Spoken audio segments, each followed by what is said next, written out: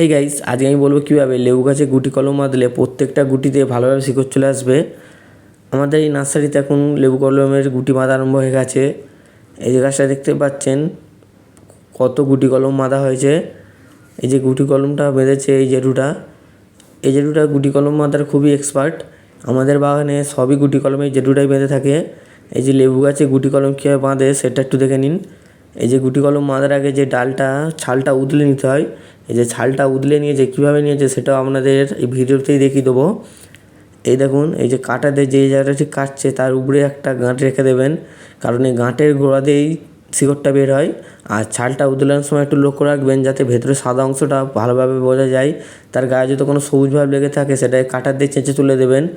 এই সবুজ ভাবটা থাকলে শিকড় বেরোনোর চান্স খুবই কমে যায়। আর যখন এই ডালটা ছাল উতলাবেন একটু ধারালো কাটা নেওয়ার চেষ্টা করবেন। আমরা কতটা ধারালো কাটা নিয়েছি সেটা ভিডিওতে দেখতেই পাচ্ছেন।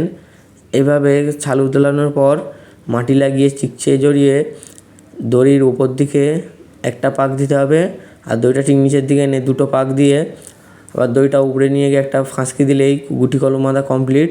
এটা কিছুদিনের মধ্যে শিকড় চলে আসবে। এই যে লেবু গাছে গুটি কলম বাঁধা হলো, এর কীভাবে কতটা কি মাটি দিয়ে গুল করতে হয় সেটা জানতে চাইলে কমেন্ট করতে পারেন।